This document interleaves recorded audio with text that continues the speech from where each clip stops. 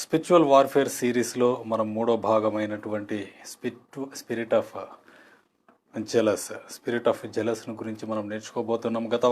గత రెండు ఎపిసోడ్లలో మనం చూసినాము spirit of divination, the spirit of familiar spirits. ఈ యొక్క రెండు రకాలైనటువంటి స్పిరిట్స్ను గురించి మనం ధ్యానించినాం. ఈ యొక్క సమయంలో స్పిరిట్ ఆఫ్ జెలస్ను గురించి మనం ధ్యానించాలని దేవాది దేవుడు మీ ముందుకు నన్ను తీసుకొని వచ్చినాడు. దేవునికి మహిమ కలుగును గాక. ఈ యొక్క స్పిరిట్ ఆఫ్ జెలస్ ఒక స్ట్రాంగ్ మెన్, ఇది ఒక స్ట్రాంగ్ మెన్ అని ఈ సమయంలో మీకు తెలియజేస్తున్నాను. దేవునికి మహిమ కలుగును గాక. ఈ యొక్క స్ట్రాంగ్ మెన్ స్పిరిట్ ఎలాగూ పనిచేస్తుంది, ఎలాగూ ఒక దేవుని ప్రజలు అలాగే మనుషుల మీద దీని యొక్క ప్రభావం ఎలాగూ చూపిస్తుంది అని చెప్పేసి మనము ధ్యానించాలని ఈ యొక్క సమయంలో నేను మీకు తెలియజేస్తున్నాను. దేవునికి మహిమ కలుగును గాక.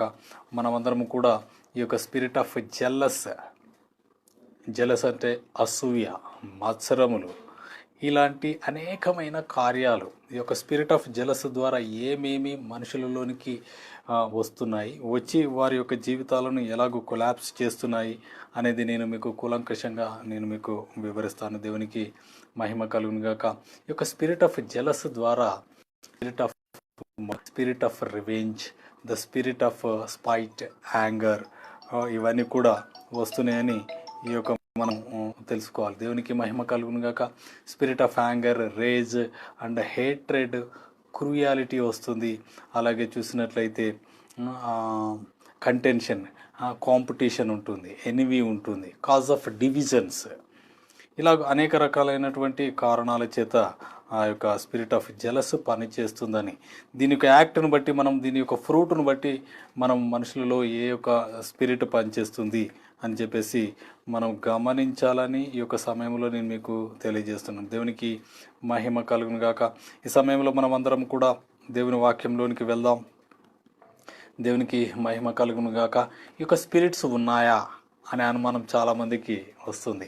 ఈ స్పిరిట్స్ ఉన్నాయి కాబట్టి వీటి గురించి రాయబడి ఉన్నది.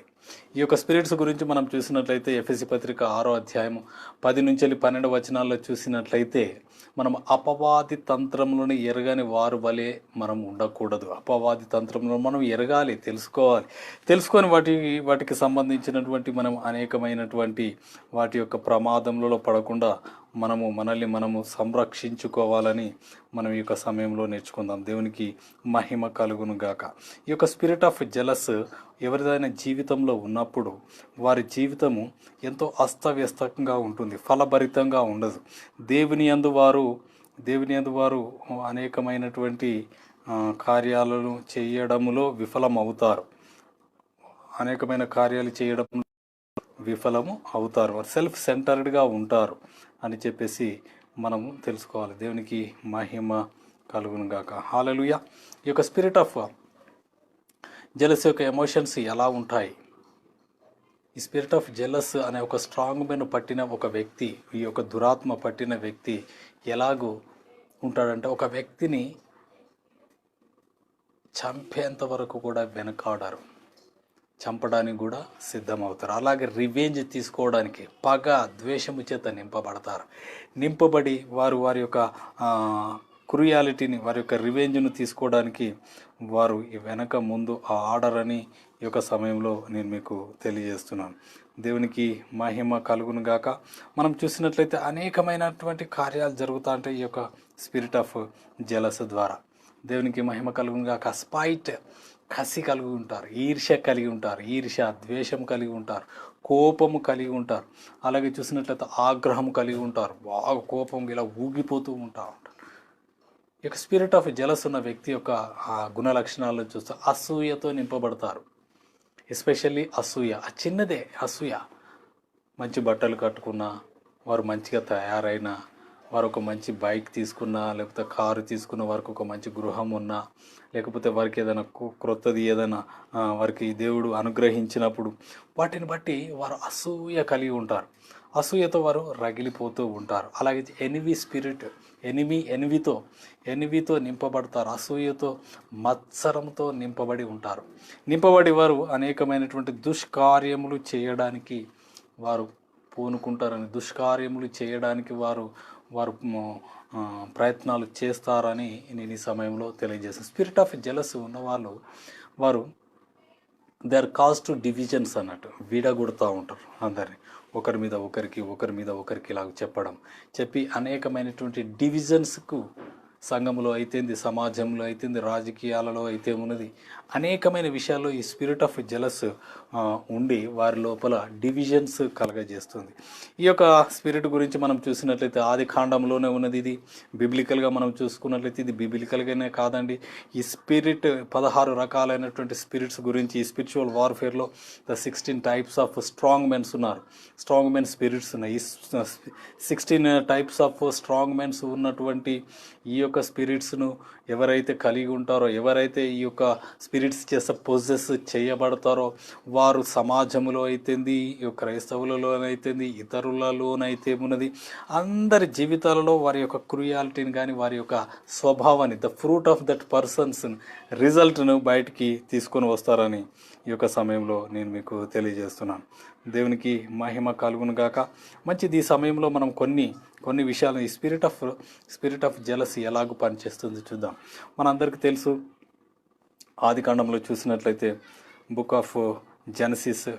ఆఫ్ జెనసిస్లో మనం చూసినట్లయితే మొట్టమొదటి సృష్టి అయినటువంటి ఆదాము హవ్వలకు 2 సంతానం, కయీను, హేబేలు. ఇది 4వ అధ్యాయం జెనసిస్ 4th చాప్టర్లో మనం చూసినట్లయితే 4th చాప్టర్లో 6th నుంచి వెళ్ళి 6th and 7th వర్స్ను నేను చూస్తున్నాను. చూడండి, 5th వర్స్ నుంచి వెళ్ళి చదువుతున్నాను. కయీనును అతని అర్పణను ఆయన లక్ష్య పెట్టలేదు, కాబట్టి కయీనుకు మిక్కిలి కోపం వచ్చి అతడు తన ముఖము చిన్నబుచ్చుకొనగా యెహోవా కయీనుతో, నీకు కోపమేలా, ముఖము చిన్నబుచ్చుకున్నావేమి? నీవు సత్క్రియ చేసిన ఎడల తలనెత్తుకొనవా, సత్క్రియ చేయని ఎడల వాకిట పాపము పొంచి ఉండును. నీ ఎడల దానికి వాంఛ కలుగును, నీవు దానిని ఏలుదు అని చెప్పేసి ఆ కక్షతో, పగతో, కోపముతో నింపబడినటువంటి ఈ యొక్క కయీను ఎంతో భయంకరంగా ఆ యొక్క తమ్ముడైనటువంటి హేబేల్ను చంపడం మనము చూస్తాం. దేవునికి మహిమ కలుగును గాక. ఈ యొక్క స్పిరిట్ ఆఫ్ జెలస్ వచ్చిందంటే ఒక వ్యక్తిని చంపడానికి ప్రయత్నాలు చేస్తూ ఉంటుంది. అందుకని ఇట్ కాజెస్ టు కిల్ అన్నట్టు, చంపడానికి ప్రయత్నం చేస్తుంటుంది. కాబట్టి మనము జాగ్రత్తగా ఈ యొక్క స్పిరిట్ను గురించి మనం గమనించాలని ఈ యొక్క సమయంలో నేను మీకు తెలియజేస్తున్నాను. దేవునికి మహిమ కలుగును గాక. మంచిది. దేవునికి మహిమ కలుగును గాక. ఈ యొక్క స్పిరిట్ ఆఫ్ జెలస్తో నింపబడిన వ్యక్తి సమాజంలో అవుతుంది, సంఘంలో అవుతుంది, కుటుంబంలో అవుతుంది, ఇవన్నీ కూడా డీవియేషన్స్ కలగజేస్తాడని ఈ యొక్క సమయంలో మీరు అందరూ నేర్చుకోవాలని దేవుని నామంలో మీకు తెలియజేస్తున్నాను. ఈ యొక్క స్పిరిట్ ఆఫ్ డివినేషన్ ఉన్న వ్యక్తి యొక్క క్యారెక్టర్స్ ఎలా ఉంటాయని నేను ఇంతకుముందు మీకు తెలియజేస్తున్నాను. దేవునికి మహిమ కలుగును గాక. కయ్యూను కోపముతో నింపబడిన వాడై అసూయతో, పగతో, ద్వేషముతో తన తమ్ముడైనటువంటి హేబేలును చంపినట్లుగా మనం చూడవచ్చు. The fruit of the spirit ఏదైతే బయటకు వస్తుందో, అవుట్ కమింగ్ ఏదైతే వస్తుందో అది వారి జీవితాలలో ఎంతో ప్రభావం చూపిస్తుందని, ఆ యొక్క ఫ్రూట్ను మనం చూడాలని మనం ఈ యొక్క సమయంలో నేర్చుకోవాలి. దేవునికి మహిమ కలుగును గాక. అలాగే చూసినట్లయితే మనము యాకోబు తన అన్నయ్య అయినటువంటి అన్నయ్యల విషయంలో కూడా చాలా ద్వేషం. యాకోబు కూడా మనం చూసినట్లయితే ఆ యొక్క అసూయతో నింపబడి ఉంటున్నాడు. ఇది మనమందరము ఇది చూద్దాం. 37వ అధ్యాయము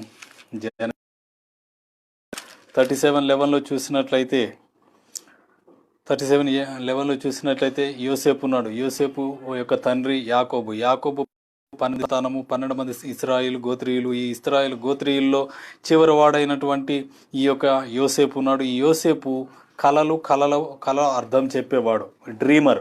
ఈ యొక్క డ్రీమరు తన తండ్రిని గురించి, తల్లిని గురించి, తన అన్నలను గురించి ఒక కలగంటాడు.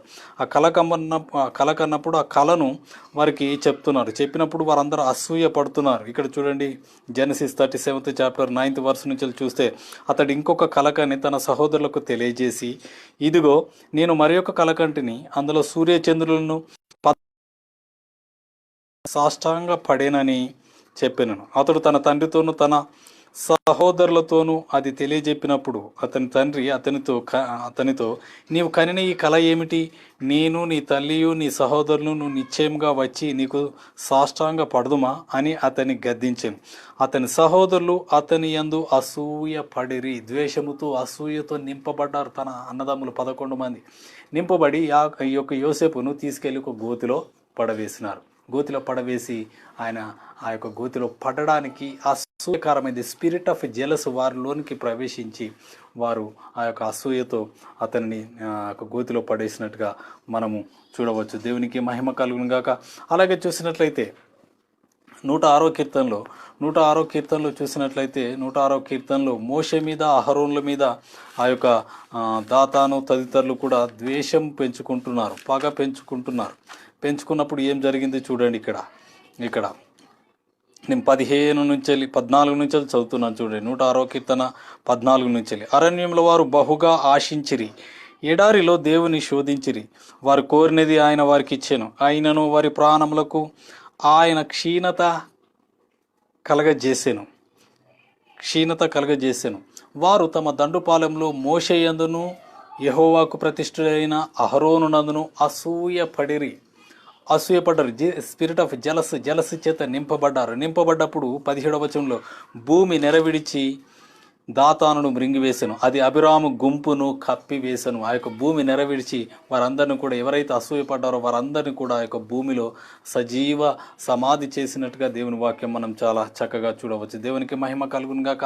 అలాగే చూసినట్లయితే పాత నిబంధనలోనే యాకోబుకు ఇద్దరు భార్యలు. పెద్ద ఆమెనేమో లేయా, ఆమె జబ్బు కలది. అలాగే రెండవ ఆమెను చూసినట్లయితే రాహేలును బాగా ఇష్టపడుతున్నాడు ఎవరు? యాకోబు. ఇష్టపడుతున్న రాహేలుకు పిల్లలు ఉండరు, పిల్లలను ఆమె కనలేకపోతుంది, ఆమె గర్భము మూయబడుతుంది. కాబట్టి ఆ పిల్లల విషయమై తన అక్క అయినటువంటి జబ్బు కలదైనటువంటి లేయా విషయంలో చాలా అసూయపడి కోపముతో రాహేలు యాకోబు మీద అసూయపడుతున్నట్టు ఇక్కడ 30వ అధ్యాయం జెనసిస్ 30th చాప్టర్ 1 నుంచి చదువుతున్నాను. రాహేలు తాను యాకోబునకు పిల్లలు కనకపోవుట చూచి తన అక్కయందు అసూయపడి యాకోబుతో, నాకు ఫలము నిమ్ము, లేని ఎడల నేను చచ్చేదనను. కోపంతో నాకు పిల్లలు కలగడం లేదని తన అక్క మీద అసూయతో యాకోబు మీద అరుస్తున్నది. దేవునికి మహిమ కలుగును కాక. ఆమె డిస్ట్రక్షన్స్కు ఆమెనే కారణమవుతుంది. ఆ స్పిరిట్ ఆఫ్ జెలస్ ఆ యొక్క రాహేల్లోనికి ప్రవేశించినట్లుగా మనం చూడవచ్చు. దేవునికి మహిమ కలుగును గాక. ఈ యొక్క స్పిరిట్ ఆఫ్ జెలస్ వచ్చినప్పుడు ప్రజలలో డీవియేషన్ కలుగజేస్తుంది, డివైడ్ చేస్తుంది, సపరేషన్ చేస్తుంది. కాబట్టి మనం దీని విషయంలో మనం చాలా జాగ్రత్తగా ఉండాలని మనము తెలుసుకోవాలి. దేవునికి మహిమ కలుగును గాక. అలాగే చూసినట్లయితే క్రొత్త నిబంధన గ్రంథంలో పౌలు భక్తుడు కూడా కొరింథీ సంఘానికి రాస్తూ ఈ కొరింథీ సంఘంలో అనేకమైనటువంటి డీవియేషన్స్ కారణం అవుతుంది. కాబట్టి ఈ కారణాలు, ఈ యొక్క డీవియేషన్స్ రాకూడదు, డివైడ్స్ రాకూడదు, సంఘమంతా ఏక శరీరంగా ఉండాలని చెప్పి పత్రికలో పౌలు భక్తుడు ఆ సంఘానికి చాలా చక్కగా వివరిస్తున్నాడు. 1 Corinthians 3rd chapter and 3rd నుంచి చదువుతున్నాను చూడండి. మీలో అసూయయు కలహమును ఉండగా మీరు శరీర సంబంధులై మనుష్య రీతిగా నడుచుకొని వారు కారా? ఒకడు నేను పౌలు వాడను, మరి ఒకడు నేను అపోల్లో వాడని చెప్పునప్పుడు మీరు ప్రకృతి సంబంధులైన మనుషులు కారా? దేవునికి మహిమ కలుగునక. మీరు ప్రకృతి సంబంధమైన మనుషులు కానీ వాడను, పౌలు వాడను, అపోలో వాడను అని చెప్పేసి అక్కడ విభేదాలను సృష్టించినట్టుగా మనము చూడవచ్చు. ఇక విభేదాలన్నింటి కూడా మరిచిపోవాలని, విభేదాలు లేకుండా సంఘంలో ప్రవర్తించాలని, ఈ యొక్క సంఘంలో విభేదాలు కలగజేసే స్పిరిట్ ఆఫ్ జెలస్ను ఏమాత్రం ఎంటర్టైన్ చేయొద్దని చెప్పి ఇక మనం దేవునికి మహిమ కలుగును గాక. కోపము అసలు ఉండకూడదు. కోపం అనేది మనం చూసినట్లయితే ఎఫ్ఎస్సి పత్రిక మనం 4వ అధ్యాయంలో మనం చూసినట్లయితే కోపము సాయంత్రం వరకు నిలిచి ఉండకూడదట. కోపపడుడు కానీ పాపము చేయకూడదు అంటాడు. నీ కోపము సాయంత్రం వరకు నిలిచి ఉండకూడదు. సాయంత్రం అయిందంటే చీకటి పడ్డదంటే సాతాను వచ్చేస్తాడు. అపవాదికి మనం చిక్కకూడదని చెప్పేసి ఈ యొక్క కోపపడద్దు అని చెప్పేసి అంటాడు. యేసుప్రభు కూడా కోపపడ్డాడు కానీ మళ్ళీ ఇమ్మీడియట్గా మనం చూడవచ్చు. దేవునికి మహిమ కలుగును గాక. ఈ యొక్క సమయం చూసినట్లయితే అనేకమైనటువంటి విషయాలు అనేకమైన విషయాల్లో మనము ఈ యొక్క మత్సరపడడం, కోపపడడం మనము చూడవచ్చు. దేవునికి మహిమ కలుగునుగా. ఇక్కడ చూడండి, అపోస్తుల కార్యము 13వ అధ్యాయంలో అపోస్తుల కార్యంలో చూసినట్లయితే శిష్యుల మీద అనేకమైనటువంటి కోపముతో, పగతో, ద్వేషముతో వారు ప్రవర్తించినట్టుగా చూడవచ్చు. 13:45 book of acts 13th chapter 44 నుంచి చదువుతున్నాడు. మరుసటి దినమున దాదాపు ఆ పట్టణమంతయు దేవుని వాక్యము వినుటకు కూడి వచ్చెను.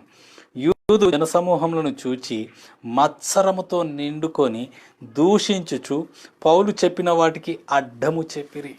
అవును, పౌలు ప్రసంగం చేసినప్పుడు అనేక మంది జనులు వస్తున్నారు, అనేక మంది ప్రజలు వస్తున్నారు. ప్రజలు వచ్చినప్పుడు, వాక్యం వినడానికి వచ్చినప్పుడు ఇక్కడ యూదులు వారు మత్సరంతో నిండుకున్నారు, కుళ్ళుతో నిండుకొని వారిని అడ్డగిస్తూ ఉన్నారు.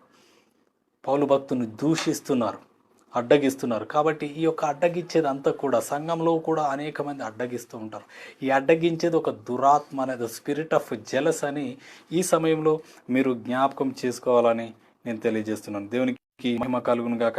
ఈ యొక్క స్పిరిట్ ఆఫ్ జెలస్ను మనం ఈ సంఘంలో ఎంటర్టైన్ చేయకూడదు. అలాగే చూసినట్లయితే ఇక్కడ 5వ అధ్యాయం 17వ వచనంలో కూడా బుక్ ఆఫ్ యాక్ట్స్ 5వ అధ్యాయము 5th చాప్టర్ 17th వర్స్లో కూడా మనము చూడవచ్చు. ఇక్కడ చూడండి, ఇదే శిష్యుల మీద ఎలాగో వారు మత్సరంతో నిండుకొని, కోపంతో నిండుకొని ఉన్నారు. ప్రధాన యాజకుడును అతనితో కూడా ఉన్నవారందరూ అనగా సద్దుకయ్యల తెగవారు లేచి మత్సరముతో నిండుకొని అపోస్తులను బలాత్కారంగా పట్టుకొని పట్టణపు చెరసాలలో ఉంచిరి. హల్లెలూయా. వారు మత్సరంతో నిండుకుంటున్నారు. యేసుప్రభు చనిపోయిన తర్వాత ఈ యొక్క శిష్యుల మీదకి పరిశుద్ధాత్మ దిగి వచ్చిన తర్వాత అనేకమైనటువంటి అద్భుత ఆశ్చర్య కార్యాలు చేస్తూ ఉంటూ ప్రజలందరూ వారి దగ్గరికి పరిగెత్తుకొని వచ్చుచున్న క్రమంలో మత్సరంతో నిండుతున్నారు. ద్వేషముతో, పగతో, కసితో, ఈర్ష్యతో నింపబడి సంఘమును డిస్ట్రాయ్ చేయాలని, ఈ శిష్యులను అడ్డగించాలని, సంఘమును అభ్యంతరపరచాలని వీరిక్కడ మత్సరంతో, ఈ యొక్క జలసుతో నింపబడినట్లు మనం చూడవచ్చు. ఈ జలస్ ఉన్నవారు సంఘానికైతేంది, సమాజానికైతేంది, కుటుంబానికైతేంది చాలా వ్యతిరేకంగా ఉంటారు. వ్యతిరేకత కనబడుతుంది వారిలో. ఒక తల్లిలో ఒక తల్లికి 2 కుమారులు ఉంటే ఇద్దరి పట్ల వేరు స్వభావం కలిగి ఒకరిని ప్రేమిస్తారు, ఒకరిని ద్వేషిస్తారు. మరి ఆమెనే కంటుంది, కానీ ఇద్దరిలో వ్యత్యాసం చూపిస్తుంది. ఒక తల్లికి 2 కూతుర్లు ఉంటే ఇద్దరి పట్ల విభేదాలు చూపిస్తూ ఉంటుంది. కొంతమందిని ద్వేషిస్తారు, కొంతమందిని ప్రేమిస్తారు. దేవునికి మహిమ కలుగునుగాక. తల్లిదండ్రులు కానీ, కుటుంబంలో కానీ, అలాగే చూసిన సమాజంలో కానీ, రాజకీయాలలో కానీ, ఉద్యోగాలు కానీ, మీరు ఎక్కడికి వెళ్ళినా, ప్రపంచంలో ఎక్కడికి వెళ్ళినా కూడా you have to face that spirit of jealous. ఈ స్పిరిట్ ఆఫ్ జెలస్ అయితే ఎక్కడైతుందో అక్కడ విభేదాలు ఉంటాయి. 3 వ్యక్తులు ఉంటే 3 వ్యక్తుల్లో చాలా కామన్గా 2 వ్యక్తులు ఒకటైతారు, ఇంకొకరిని వేరు చేస్తారు. అక్కడే డివిజన్స్ ఏర్పడుతుంది. కాబట్టి దేవునికి మహిమ కలిగి స్పిరిట్ ఆఫ్ జెలస్ ఎక్కడైతే ఉంటుందో అక్కడ నాశనం ఉంటుంది, ద్వేషం ఉంటుంది, పగ ఉంటుంది, ఈర్ష్య ఉంటుంది. అదొక స్ట్రాంగ్ మెన్ అని, అదొక బలవంతుడైనటువంటి దురాత్మ అని ఈ సమయంలో నేను మీకు తెలియజేస్తున్నాను. అందుకనే 16 రకాలైనటువంటి స్ట్రాంగ్ మెన్ స్పిరిట్స్, బలవంతుడైనటువంటి దురాత్మలను గురించి తెలియజేయాలని దేవుడు నన్ను ప్రేరేపించినాడు. దేవునికి మహిమ కలుగును గాక. ఎందుకనంటే ఈ యొక్క 16 రకాలైనటువంటి ఈ యొక్క దురాత్మలు చాలా బలమైనవి బైబిల్ వాక్యమే సెలవిస్తుంది. దేవునికి మహిమ కలుగును. అందుకనే మత్తయి సువార్త 12వ అధ్యాయంలో బలవంతుని బంధించాలి.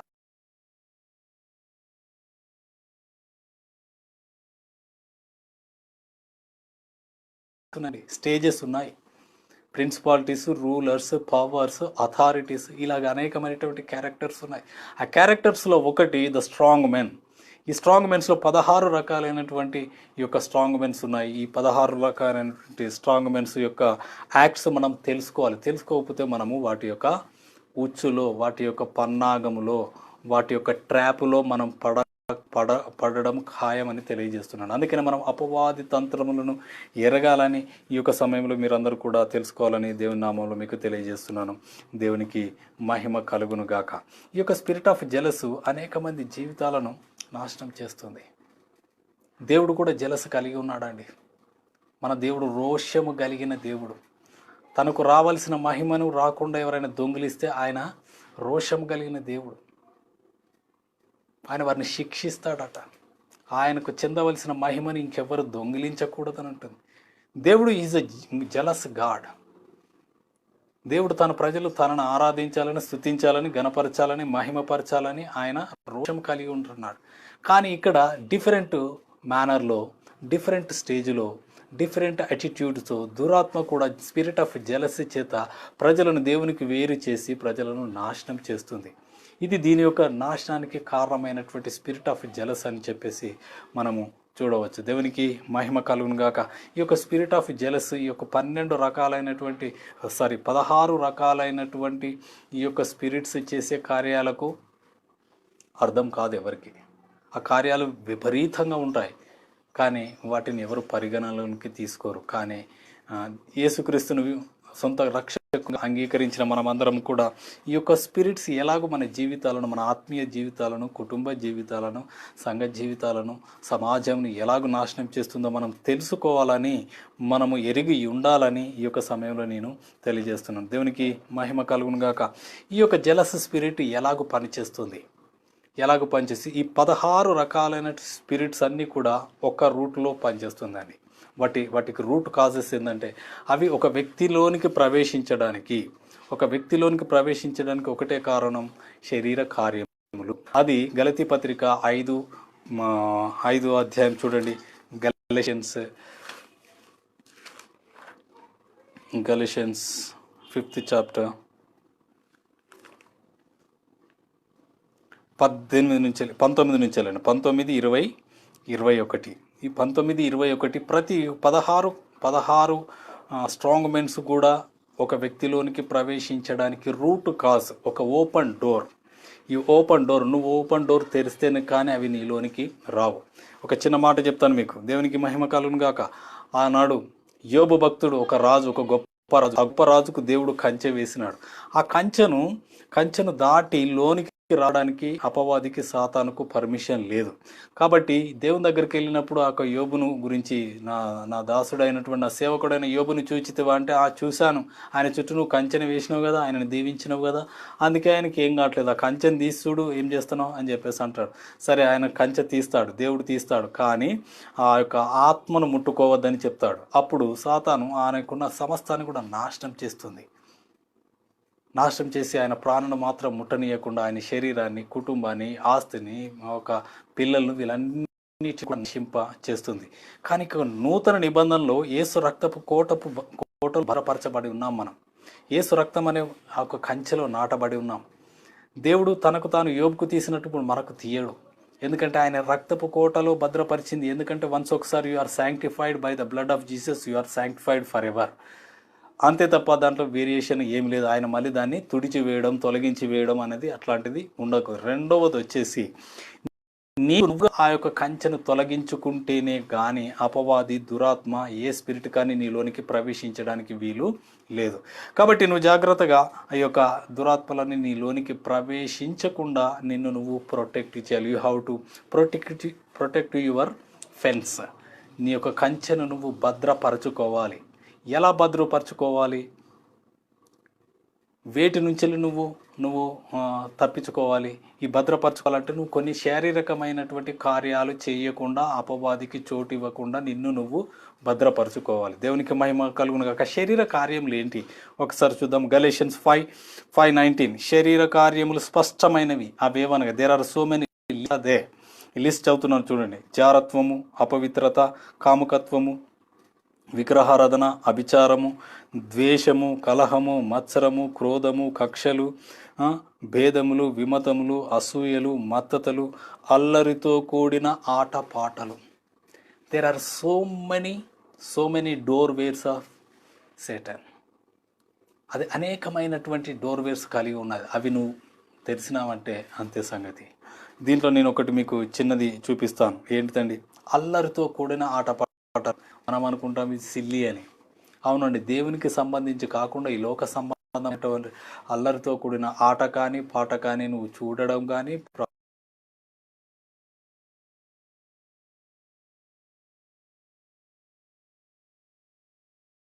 ఈ యొక్క డోర్వే నీ జీవితాన్ని నాశనం చేస్తుంది. దురాత్మలకు ఒక గొప్ప ద్వారం తెరిచినప్పుడు ఏమవుతుంది తెలుసా? ఒకటి రాదు దురాత్మ, అనేక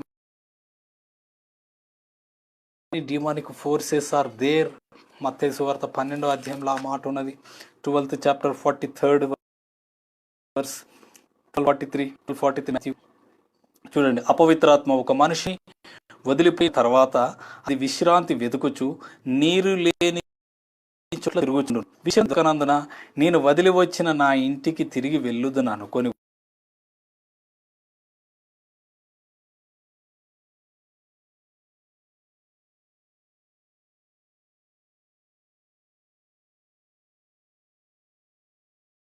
ఉండును.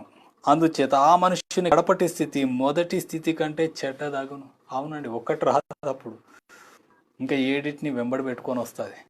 ఒకటి ఉన్నప్పుడే దుర్భరంగా ఉంటుంది జీవితం, ఇంకా ఏడు రాగానే ఇంకా భయంకరమైన స్థితిలోనికి వస్తుంది. కాబట్టి ఈ don't open the door to the దేవునికి మహిమ కలుగునాక. కాబట్టి మనము ప్రొటెక్ట్ చేయబడాలి. మనం ప్రొటెక్షన్లోనే ఉండాలి. ఆ ప్రొటెక్షన్లో ఉంటేనే నీకు కాపుదల. దేవుని రెక్కల కింద ఉండాలి. అవును, చూడండి, ఇప్పుడు గద్ద కానీ ఇంకేదైనా కాకి కానీ ఏం చేస్తుంది? తన పిల్లలను రెక్కల కిందకి తెచ్చుకుంటుంది. రెక్కల కింద తెచ్చుకున్నప్పుడు రెక్కల కింద ఉన్న కోడి పిల్లలు రక్షింపబడతాయి. ఏమవుతుందిలే నేను చూస్తా అని చెప్పి ఆ కోడి పిల్ల బయటికి వచ్చి ఇట్లా చూసిందనుకో, వచ్చి తను కొనుక్కుతుంది. దేవునికి మహిమ కలుగును కాక. అందుకనే ఆయన రెక్కల కింద మనకు ఆశ్రయం కలుగును. మహోన్నతుని చాలు నేను దాక్కుంటాను. 91 కీర్తనలు మొత్తం ప్రొటెక్షన్ గురించి ఉన్నది. ఆయన రెక్కల కింద మనం వెళ్ళాలి, ఆయన రెక్కల కింద ఉండాలి, ఆయన కంచెలో మనం భద్రపరచబడాలి.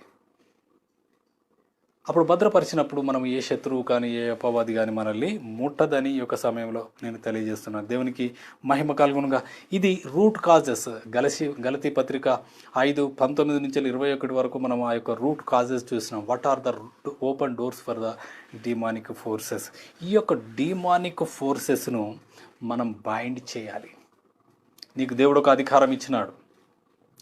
దేవుని పిల్లలుగా యేసు రక్తము చేత విమోచింపబడ్డావు. నువ్వు యేసు నామములో బాప్తిసం పొందిన నీకు పరిశుద్ధాత్మ తోడుగా ఉంటున్నది.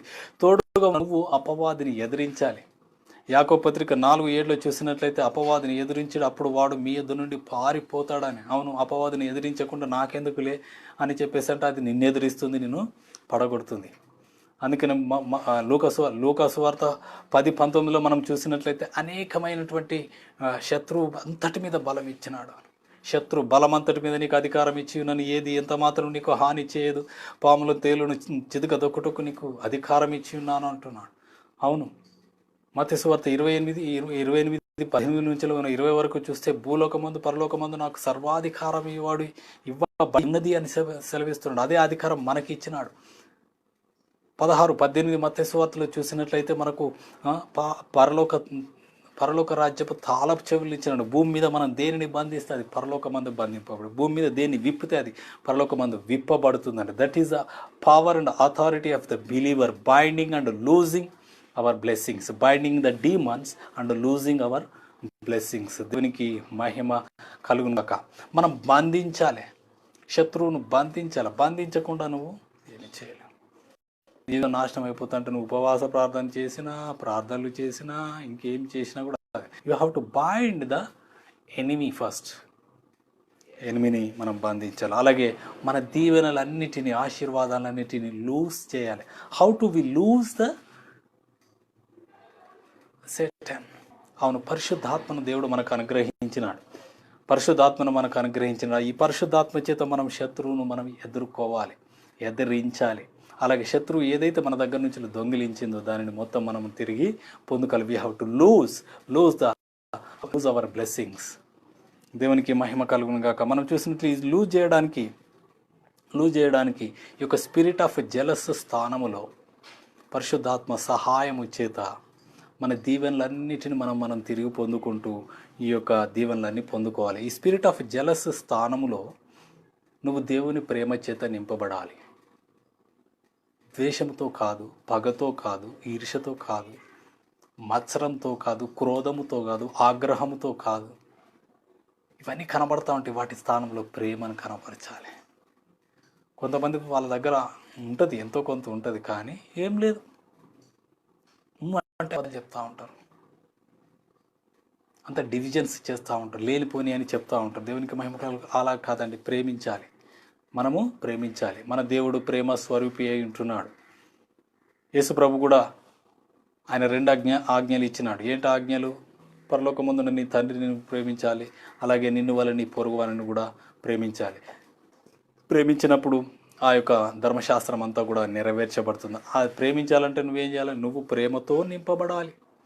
అందుకని రోమన్స్ 5లో పరిశుద్ధాత్మ దేవుని యొక్క ప్రేమ మన హృదయాలలో కుమ్మరిస్తుందంట. కుమ్మరించాలి, మన హృదయాల్లో కుమ్మరించినప్పుడు ఆ ప్రేమతో నువ్వు ప్రేమించగలవు. అవునండి, మానవ ప్రేమతో నువ్వు అసలు ఎవరిని ప్రేమించలేవు. మానవ ప్రేమతో, మానవ దృష్టితో మనం చూసినప్పుడు వారిలో లోపాలు కనబడతా ఉంటాయి, పొరపాట్లు కనబడతా ఉంటాయి, అనేక అభ్యంతరాలు కనబడతా ఉంటాయి. నీకు ఇష్టమైన వారిని మాత్రం ప్రేమిస్తావు, నీకు వ్యతిరేకమైన వారిని ప్రేమించలేవు. కానీ దేవుని ప్రేమ చేత నువ్వు నింపబడ్డప్పుడు నువ్వు ఆ ప్రేమతో వారిని నువ్వు ప్రేమించగలవని ఈ యొక్క సమయంలో నేను తెలియజేస్తున్నాను. అలాగే చూసినట్లయితే మనం ఎఫెసీ పత్రిక 5వ అధ్యాయం 2వ వచనం చాలా చక్కని మాట ఉన్నది. దేవుడు నిన్ను ఎట్లా ప్రేమించినాడు? భయంకరమైనటువంటి స్థితిలో ఉన్నప్పుడు నిన్ను ప్రేమించినాడు. ఎఫెషియన్స్ 5th చాప్టర్ 1 నుంచి చదువుతున్నాను. కావున మీరు ప్రియులైన పిల్లల వలె దేవునిని పోలి నడుచుకొనుడి. క్రీస్తు మిమ్మును ప్రేమించి పరిమళ వాసనగా ఉండుటకు మన కొరకు తన్ను తాను దేవునికి అర్పణముగాను బలిగాను అర్పించుకొనెను. మన కోసం అండి, మన కోసం తన్ను తాను దేవునికి అర్పణగాను బలిగాను అప్పగించుకున్నాడు. అలాగుననే మీరును ప్రేమ కలిగి నడుచుకొనండి. యేసుక్రీస్తు అయితే నీ కొరకు నా కొరకు అర్పణంగా బలిగా అర్పించుకున్నాడు. నువ్వేం బలిగా అర్పించుకున్నాడు అవసరం లేదు. అంటే నిన్ను ద్వేషించే వారిని కూడా మనం ప్రేమించాలట, మన శత్రువులను కూడా ప్రేమించాలంట. దేవునికి మహిమ కలుగును గాక. ప్రేమ కలిగి లేకపోతే మనం దేవునికి ఇష్టలుగా ఉండాలి. ఎందుకంటే దేవుడే ప్రేమ స్వరూపి ఉన్నాడు. ఆ ప్రేమ లేకుండా నువ్వు వ్యర్థమే. అందుకనే మనము 13వ అధ్యాయము 1 కొరింథీ పత్రిక 13వ అధ్యాయంలో 13 వచనాలు కూడా ప్రేమ గురించి తెలియజేస్తూ ఉంటుంది. 12వ అధ్యాయం చివరి వచనంలో అతి శ్రేష్టమైన మార్గము మనకు బయలుపరుస్తాను. ఏంటిది అది? ప్రేమ. 13వ అధ్యాయం, ఈ 13వ అధ్యాయం 13 వచనాల్లో చివరి వచనంలో చూస్తే విశ్వాసము, నిరీక్షణ, ప్రేమ, ఈ మూడింటిలో ప్రేమ శ్రేష్టమైనదని. శ్రేష్టమైన ఈ మూడింటిలో ప్రేమని, ఆ ప్రేమను మనం కలిగి ఉండాలి. ప్రేమను కలిగి ఉన్నప్పుడు ద్వేషము, పగ, ఈర్ష్య, క్రోధము, కోపము, ఈ మత్సరము ఇవన్నీ కూడా మనలో ఏమీ ఉండవు. చాలా అరుదుగా మనం కనుగొనగలము. అవును, తిట్టేవారిని ప్రేమించాలి, ద్వేషించేవారిని ప్రేమించాలి, కత్తిపోటు వంటి మాటలు మాట్లాడేవారిని ప్రేమించాలి. ప్రేమించడం కష్టమే. నా ప్రేమతో మనం ప్రేమించలేము. కానీ దేవుని ప్రేమ మన హృదయంలో కుమ్మరింపబడ్డప్పుడు మనము స్పష్టంగా మనం ప్రేమించగలం. అదే క్రీస్తు ప్రేమ. అందుకనే క్రీస్తు నిన్ను నన్ను ఎలాగ ప్రేమించినాడో మనం అలాగ ప్రేమించాలని ఈ యొక్క ఎఫెసీ పత్రిక 5:2లో మనము చూడవచ్చు. మీరును ప్రేమ కలిగి నడుచుకుని, ఈ ప్రేమ కలిగి నడుచుకున్నప్పుడు ఈ యొక్క స్పిరిట్ ఆఫ్ జెలస్ అక్కడ ఉండదండి. మీకు ఒకటే చెప్తున్నాను, దేవుడు ప్రేమ స్వరూపి. ఎక్కడ ప్రేమ ఉంటే అక్కడ అపవాది, ద్వేషించే అపవాది, ఈ 12 రకాలైనటువంటి అపవాది, దురాత్మ, వాటి యొక్క అండర్లైన్స్ అన్ని కూడా ఏవి కూడా మిగిలవు. అలాగే దేవుడు వెలుగై ఉన్నాడు. ఎక్కడైతే వెలుగు ఉంటుందో అక్కడ చీకటి ఉండదండి. చీకటి ఉన్నదనుకోండి, అక్కడ వెలుగు లేదన్నట్టు అంతే. వెలుగున్న కాడ చీకటి అసలు ఉండమన్నా ఉండదు. అలాగే చూసిన దగ్గర ఇక్కడ జీవం ఉన్నది. జీవము సమృద్ధి అని జీవం ఇవ్వడానికే మన యేసయ్య వచ్చినాడు. జీవవృక్ష ఫలమైనటువంటి ఒక జీవవృక్ష ఫలాన్ని మనకి ఇచ్చినాడు. మనలో ఇంకా మళ్ళీ ఎలాంటి మరణం లేదు. అయితే మరణము కలగజేసే ఆ యొక్క మరణాంధకారములోనికి మరణము జీవం దగ్గరికి రాదు. There is no attachment both of it. చీకటి ఉన్న దగ్గర వెలుగు ఉండదు, వెలుగున్న దగ్గర చీకటి ఉండదు. మంచి ఉన్న దగ్గర చెడు ఉండదు. ద్వేషం ఉన్న దగ్గర ప్రేమ ఉండదు. ప్రేమ ఉన్న దగ్గర ఈర్ష్య, పగ ఇవన్నీ ఏముండదు. కాబట్టి మనం దేవుని యొక్క పోలికగా మనం సృష్టింపబడ్డాము. దేవుని స్వభావంను కూడా ధరించుకొని మనం ముందుకు పోయినప్పుడు దేవుని యొక్క రాజ్యాన్ని విస్తరింప చేయగలమని ఈ యొక్క సమయంలో మిమ్మల్ని అందరినీ నేను వేడుకుంటూ నా మాటలు ముగిస్తున్నాను. మనమందరం ఈ యొక్క స్పిరిట్ ఆఫ్ జెలస్ నుంచి విడిపింపబడాలి. మీలో కానీ ఇంకెవరిలో కానీ ఈ సందేశం వినుచున్న ఏ ఒక్కరిలో స్పిరిట్ ఆఫ్ జెలస్ ఉంటే మనం పరలోక రాజ్యంలోనికి ప్రవేశించాం. ఇది తప్పేం కాదని మానవ రీతిగా నీకు అర్థమవుతుంది. కానీ దీంట్లో ఉన్నటువంటి ఈ యొక్క అవుట్పుట్ క్యారెక్టరిస్టిక్స్ ఏవైతున్నాయో అవి దేవుడు ద్వేషిస్తాడు. ఆ దేవుడు ద్వేషించే ఏది కూడా నీలో ఉండకూడదు. దేవునికి మహిమ కలుగును. దేవుడు ప్రేమ స్వరూపి, నువ్వు ప్రేమించాలి అంతే. దేవుడు చెప్పిన ఆ యొక్క కండిషన్ ఫాలో కావాలి. దేవుడు చెప్పిన మాట మనం వినాలి. దేవునికి మహిమ కలుగును. ఈ స్పిరిట్ ఆఫ్ జెలసీ నీ జీవితంలో కానీ, కుటుంబంలో కానీ, సంఘంలో కానీ, సమాజంలో కానీ, దేశంలో కానీ, రాష్ట్రంలో ఎక్కడ ఉంటే అక్కడ డివిజన్స్ కలుగజేస్తుంది, సపరేషన్ కలుగజేస్తుంది. కాబట్టి మనం ఈ యొక్క స్పిరిట్ ఆఫ్ జెలస్కు దూరంగా ఉండి దేవుని ప్రేమ చేత నింపబడి మనం ముందుకు సాగిపోవాలని మిమ్మల్ని అందరికీ కూడా నేను కోరుకుంటూ మనం అందరం ప్రార్థన చేసుకుంది. ఈ సందేశం ద్వారా ఎవరిలోనైనా ఏదైనా ద్వేషం, the spirit of jealous, murder, revenge, spite, anger, అలాగే రేంజ్, అలాగే హేట్రెడ్, క్రూయాలిటీ, అలాగే కంటెన్షన్, అలాగే కాంపిటీషన్ ఏదైనా ఉన్న, ఎన్వి స్పిరిట్ ఉన్న, కాజ్ ఆఫ్ డివిజన్స్ ఉన్న, ఏదైనా కూడా దేవునికి సంబంధించినది కానిది ఏదైనా మీలో ఉన్నదంటే నా పాటు ఏకీభవించండి. బ్రదర్, నేను కూడా ఇవన్నీ కూడా తొలగించుకోవాలనుకుంటున్నాను. యేసునామములో నా కొరకు ప్రార్థన చేయండి అన్నవారు విశ్వాసంతో మీ చేయి చాపి ఈ యొక్క లైవ్ ప్రోగ్రాంలో నాతో పాటు ఏకీభవించండి. నేను ప్రార్థన చేస్తున్నాను.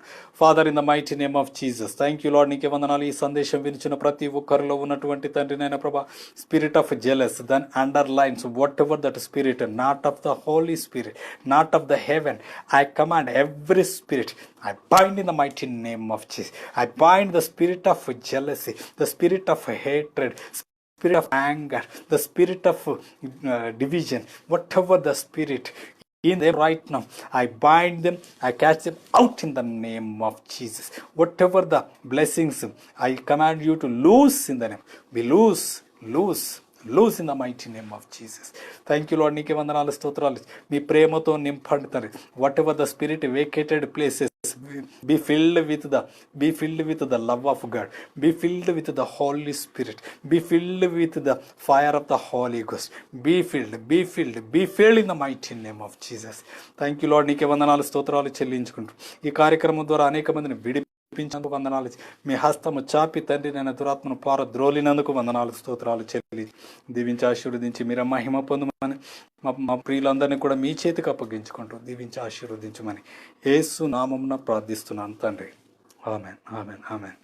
God bless you all. ఈ యొక్క సందేశం మీకు ఆశీర్వాదకరంగా ఉన్నట్లయితే లైక్ చేయండి. అలాగే మీ కామెంట్ను కానీ, మీ ప్రేయర్ రిక్వెస్ట్ను కానీ కామెంట్ రూపంలో తెలియజేయాలని, అలాగే మీ యొక్క ప్రియులైన వారందరికీ కూడా షేర్ చేసి ఈ యొక్క దీవెనలలో పాలు పొందుకోవాలని నేను మీకు తెలియజేస్తున్నాను. అలాగే ఒక 16